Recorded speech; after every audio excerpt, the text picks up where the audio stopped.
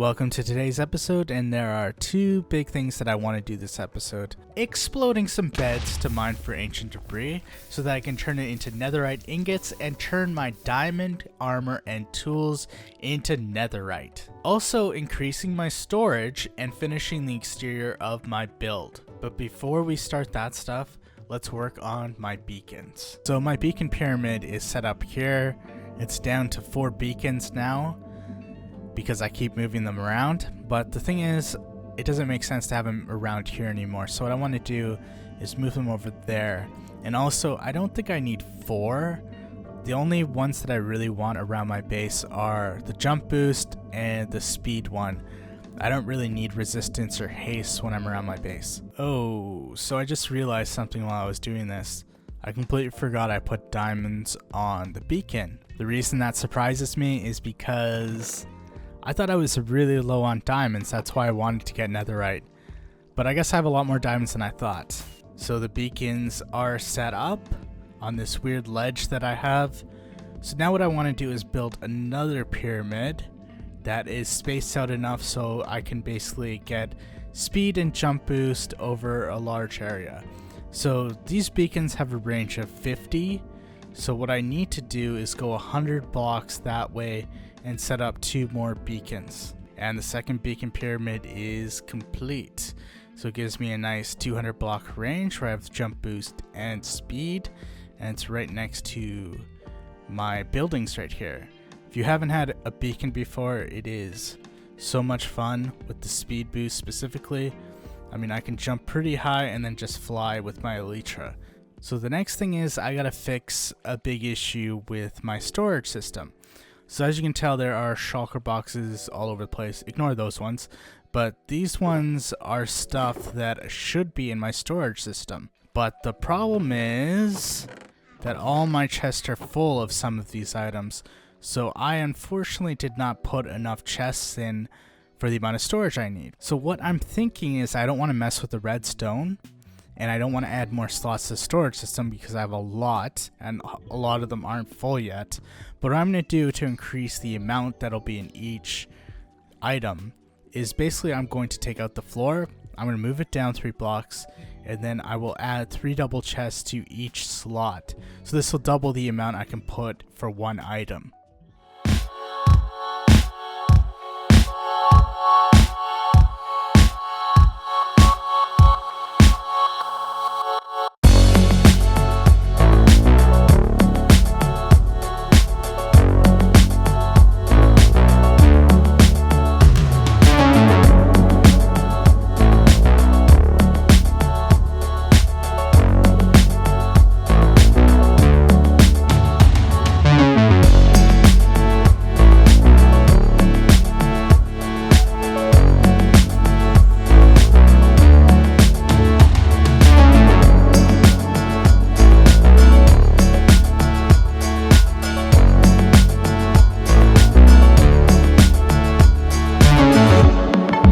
Looks like I made a mistake in the math. I meant to go 3 lower and I went 4 lower. I forgot to include the deep slate.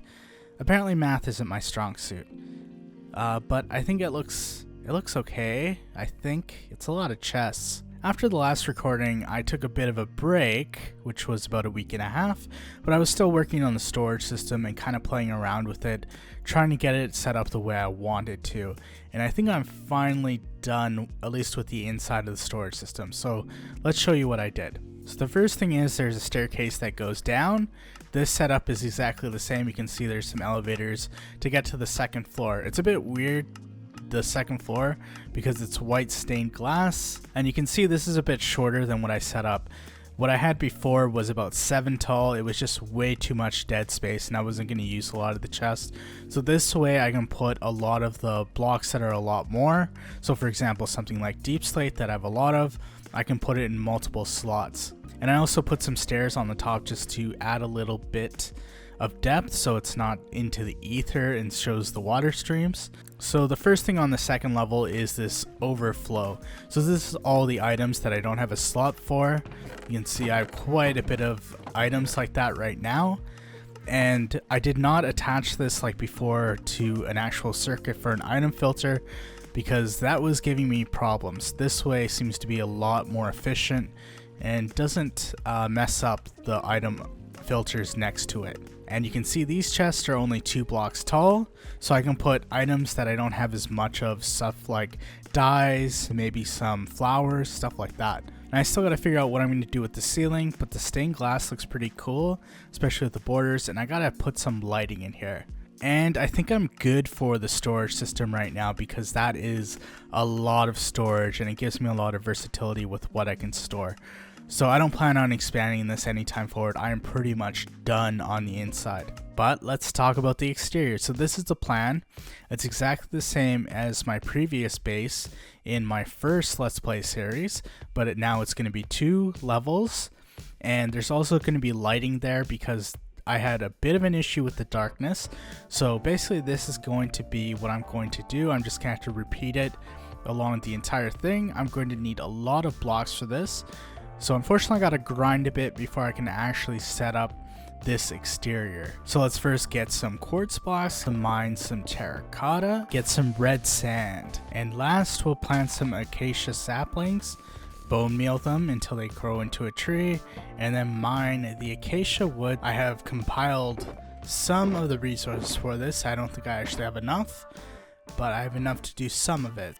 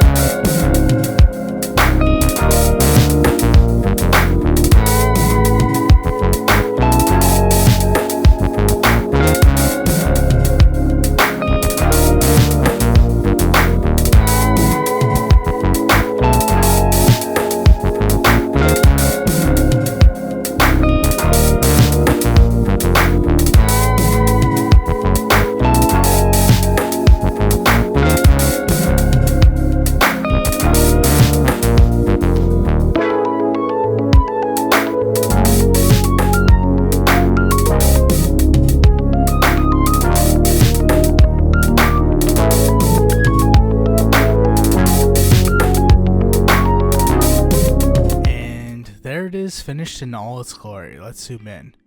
So it looks pretty good. Definitely doing 2 levels worked out. Just repeating the same design. There are some things I want to work on. So one thing is the side. So I still have this smooth basalt left over from the lines, but I think I want to put a path around it and then put some different flowers. Nothing too big so you can still see the building. Also, this looks pretty cool right here. But there is no door right now. It's just a giant hole in the middle. So I want to do something really grand. Maybe something like a piston door to fit in right here. Something that takes up both levels, not just one. Looks pretty cool from out here. But in here, there's a lot of weird orange terracotta, brown terracotta. So I probably got to cover some of this stuff up with white quartz. Also, as you can tell, there's no roof on here. I want to leave this open until I have some light in here and I have a clear idea for the roof, because that's probably going to take a bit of time. I'm also a bit worried because there are some closed off areas, so I gotta mob proof some of the inside because this could potentially spawn a lot of mobs inside of my storage system. And also there's these weird kind of floating structures for my garden, and basically I need to blend it in with the terrain, like the stone over here or the grass on this side. So overall I think this thing looks pretty good right now. There's still some work I need to be done, but there's always work to be done. So the next thing I gotta do before I head into the nether to get some ancient debris is the wool farm. So now I gotta figure out where I'm gonna put the wool farm. So you can see here are my farms already around here. The villager breeder, the pumpkin and melon farm over there, and the sugarcane farm. So it makes sense to put the wool farm right here. It's a nice flat spot. There's gonna have to be 16 slots for the different kinds of wool. I only need 2 slots right now for the wool, and eventually I can breed more sheep when I need different colors. Okay, so the wool farm is complete. You can see all 16 dispensers that will shear the sheep. So I'll just show you how this works. It's pretty easy to build. So basically the sheep will eat the grass, turn it into dirt. There's an observer right here facing towards that block. It will fire redstone signal that will fire this redstone dust right here, which will power the dispenser, which will have shears in it and shear the sheep. It'll drop the wool, and then it'll be picked up by this hopper minecart, which has a hopper line underneath. It's hard to see. There's also a rail underneath this so it can be placed. So there's a hopper line that goes all the way down, and then the hopper line goes to here where all the chests are. So all the wool will go into these. So everything is built except for the actual building around it, and I gotta put some sheep into here. So before I actually move and kind of kill a lot of these guys, I might as well shear them.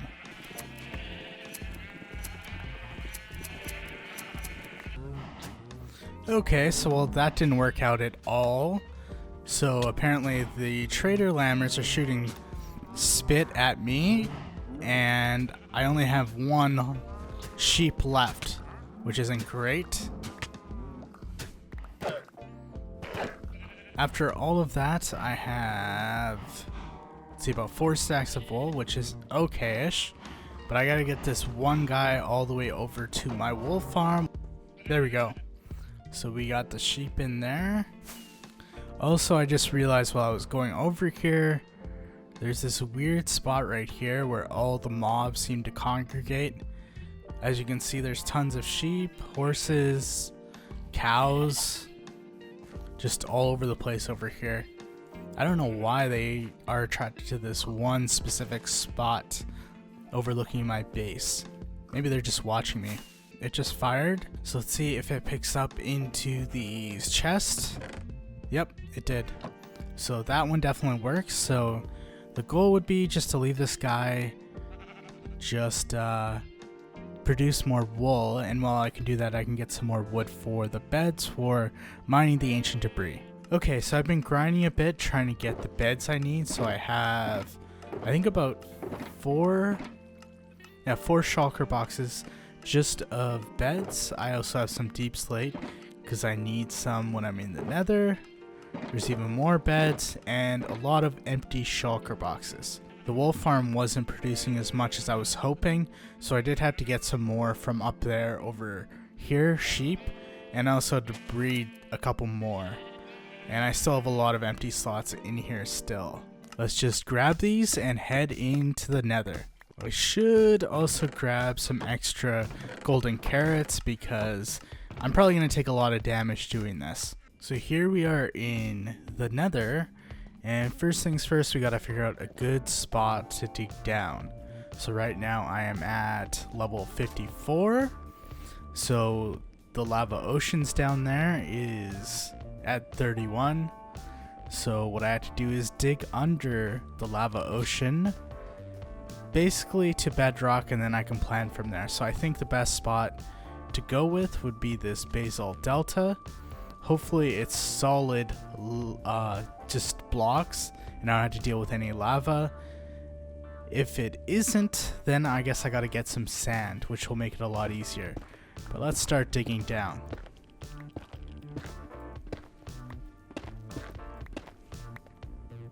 And that's a horrible plan. Let's not do that. I don't want to fall into lava here. So a better idea might be to actually go close to lava oceans and then start digging down. And I also brought some sand, which is a good block for this. So let's start over here.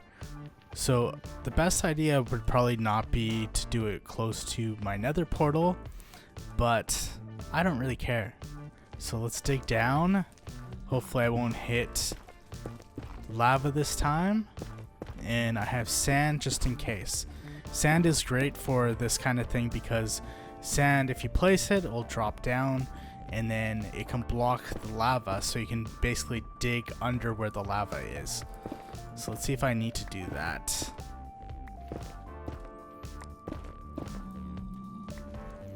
Okay, so I hit something. Oh, there's a little cavern here. What level I'm at? 30. So this is about the lava ocean, so let's keep digging down. Or not. Okay. Okay, that's not good. So what I mean by sand is great for this is that you can place it, it goes down. Like that. So basically it can fill up the lava. And just keep placing sand as we go down. Okay, so I think I've gotten under the lava ocean right now. So you can see I just put sand down, and let's see if this works. Okay, so right now I'm at level 12, which I think is good enough.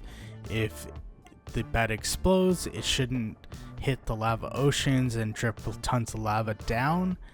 And it's not low enough where it'll only hit bedrock. So what I'm going to do is dig a long tunnel. Well, that's lucky. I found one while mining the tunnel. So I've dug out a 250 block long tunnel, which I'm not sure is enough, but let's see how this works out. So I have the beds, some deep slate blocks, and I also have torches because I want to light this up. Because if I don't, this is going to be a giant mob spawning area because it'll just be completely dark. So if you haven't done this before, I'll show you the first time. So you put a bed down. Now when you use a bed in the nether, it will explode. Now this explosion is about equal to 5 explosion strength, so it's actually more than TNT. So the trick with this is you want to put a block like that next to it. I think you have to be a bit further back than what I just did. So you want to be a bit further back, maybe 3 blocks. You want to use the bed, and then it blows up. And you can see there is tons of damage here. And with ancient debris, it has a really high blast resistance.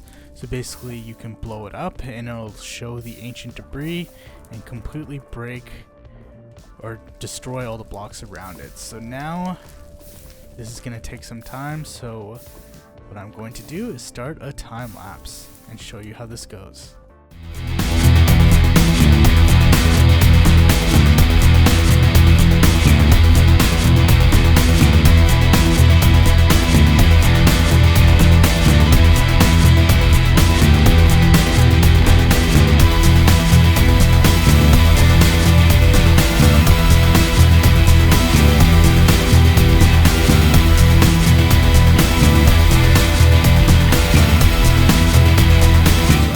Of that mining, I only got 14 ancient debris, which is pretty good for the amount of mining I did, but I think I need about 36.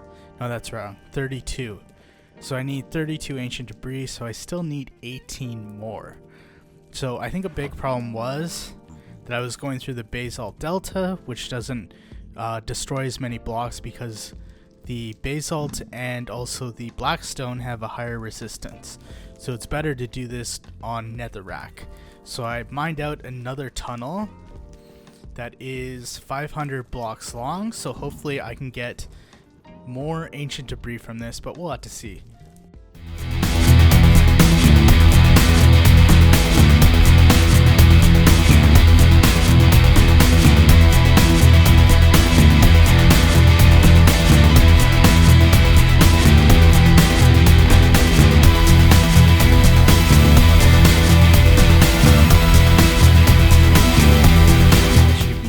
items that I can put the netherite on, so let's just smelt it down. So now we'll take out all of the netherite scrap, bunch of gold ingots here, so we'll just craft it to get 5 netherite ingots. So if you're not familiar with what netherite is good for, there's really 4 different things that it's good for. It increases the breaking time for when you're actually mining items.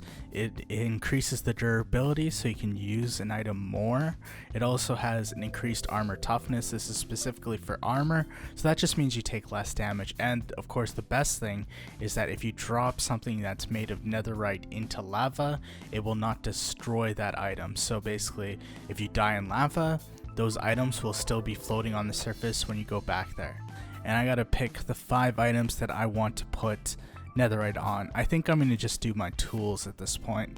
So I'm gonna do both of my pickaxes, and then I will do my sword. Actually, maybe we should do some of my armor. So both pickaxes. Let's do my sword also. And then we'll take off my helmet and my boots.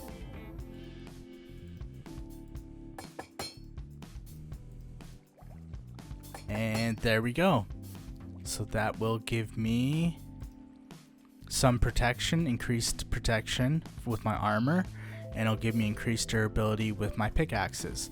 So now that I got that stuff set up as netherite, I only have 3 more items that I need to set up with netherite stuff, which shouldn't be a big problem because I have the wool farm and it should be easy for me to grab some wood to get some more beds. So I think that is enough for today's episode. Thank you guys for watching. Hopefully next time I do something less grindy. Maybe I need to work on something like a smelter, maybe something like a bamboo farm. There's a lot of ideas still to do, so thank you guys for watching.